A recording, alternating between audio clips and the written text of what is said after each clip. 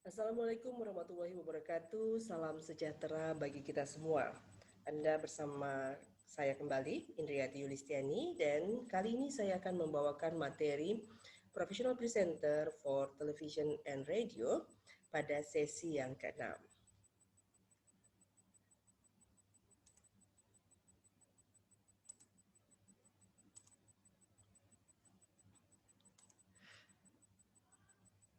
Materi pada sesi yang ke-6 ini akan membahas mengenai broadcast news presenter as a journalist.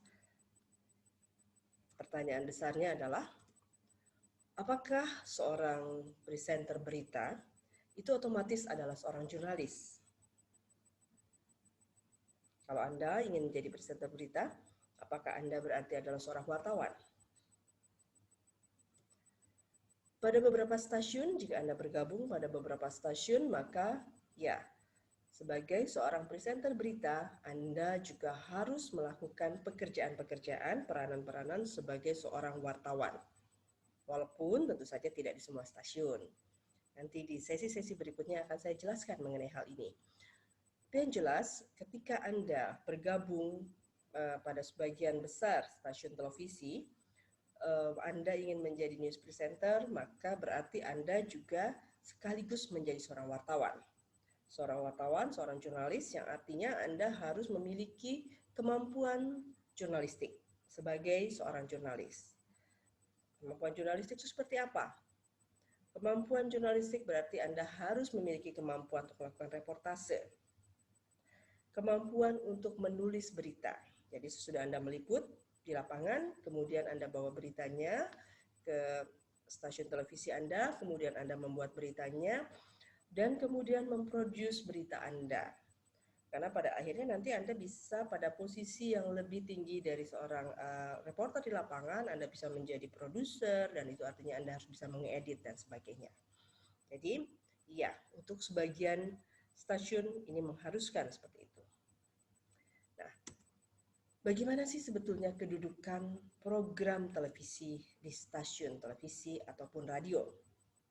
Oke, sebetulnya sebagian besar stasiun televisi menganggap penting program pemberitaan ini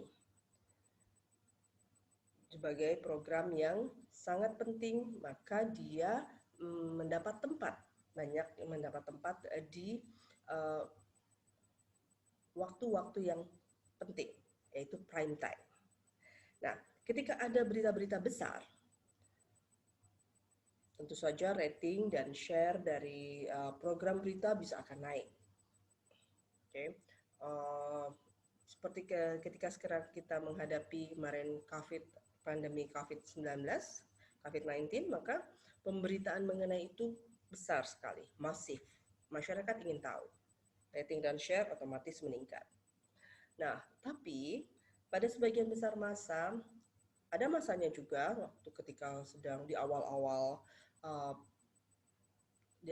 pemerintahan Indonesia yang memasuki era reformasi misalnya, itu pemberitaan juga sangat diminati, rating dan share yang meningkat. Tapi secara umum saat ini harus diakui pemberitaan sebetulnya lebih banyak menempati posisi sebagai iconic program. Artinya dia tetap dianggap penting, makanya tetap masuk di prime time, tapi ketika bicara mengenai rating dan share-nya, tidak bisa mengalahkan rating dan share acara hiburan misalnya. Program-program pemberitaan Indonesia rating dan share-nya tidak terlalu tinggi, tapi tetap dipertahankan, bahkan dipertahankan di prime time karena dia menjadi simbol bagi stasiun tersebut. Nah, kemudian kita bicara mengenai jenis-jenis berita yang biasa ditampilkan oleh sebuah stasiun televisi.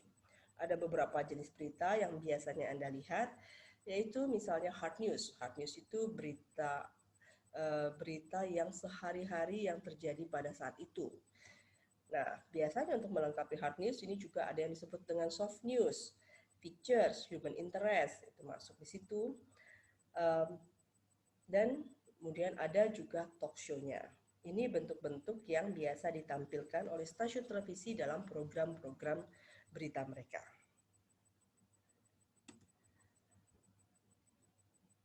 Mengapa pemberitaan menjadi penting bagi stasiun-stasiun televisi? Meskipun secara rating dan share, dan tentu saja secara keuntungan tentunya, tidak menyumbang pendapatan yang paling besar. Ini terkait dengan kekuatan media, yang memang pada dasarnya media memiliki kekuatan yang besar sekali. Sejarah mencatat bahwa media bahkan bisa menjatuhkan beberapa pemerintahan di dunia. Salah satunya yang mungkin Anda pernah dengar itu dalam sejarah, yaitu bagaimana Presiden Nixon di Amerika Serikat ketika menjelang ke pemerintahannya yang kedua, ini dianggap melakukan kecurangan, dan kecurangannya tersebut ditampilkan dalam media yang kemudian disebut dalam kasus Watergate, dan pada akhirnya membuat pemerintahan Nixon menjadi jatuh.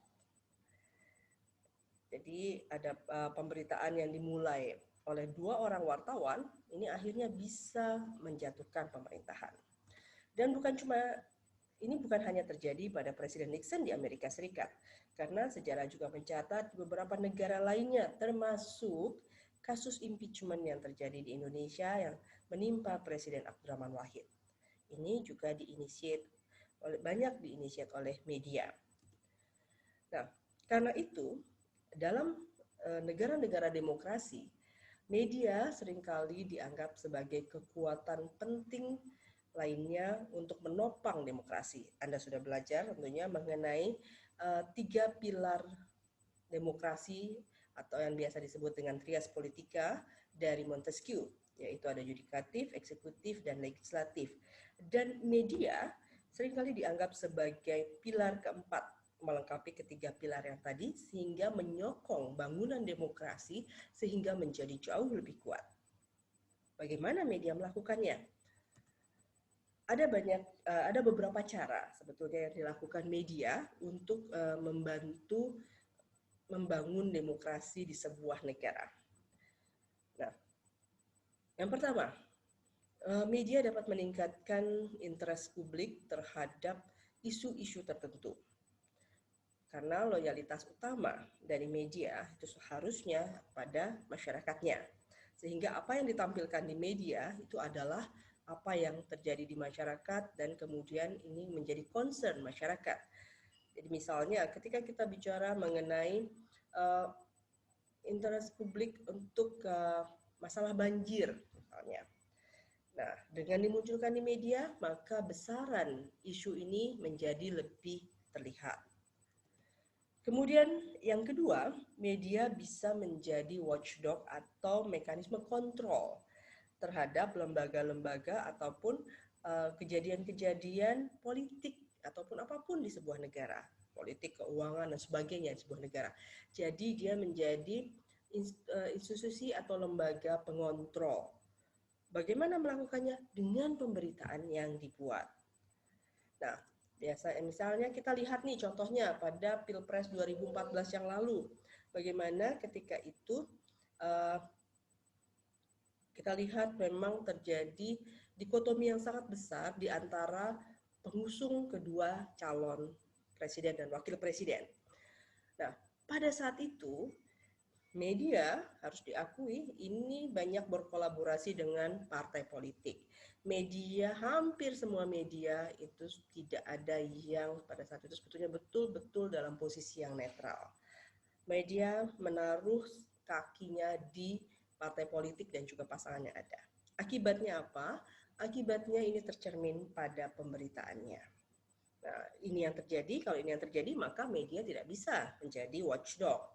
Karena dia ada interest di situ, ada kepentingan media di situ. Nah, hal lain yang bisa dilakukan media dalam membangun demokrasi, dia adalah lembaga yang bisa menyuarakan suara orang-orang yang biasanya tidak terdengar, orang-orang yang terpinggirkan, orang-orang yang biasanya tidak dipedulikan.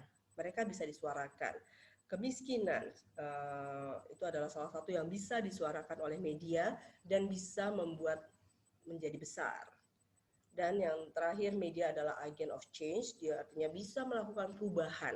Dengan agenda setting yang dibuatnya, media bisa merancang perubahan tertentu.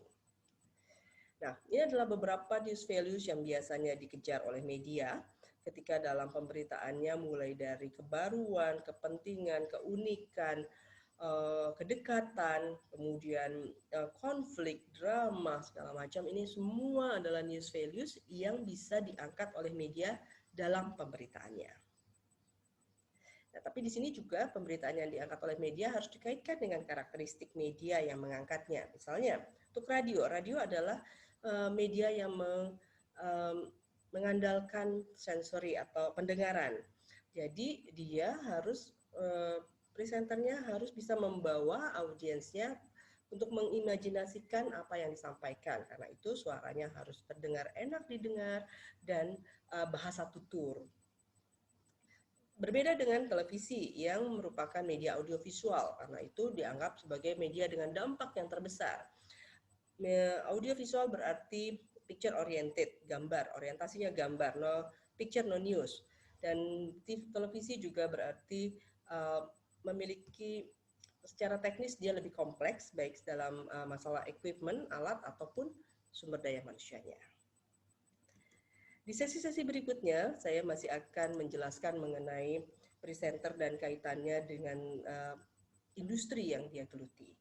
Untuk sekarang, terima kasih atas perhatian Anda.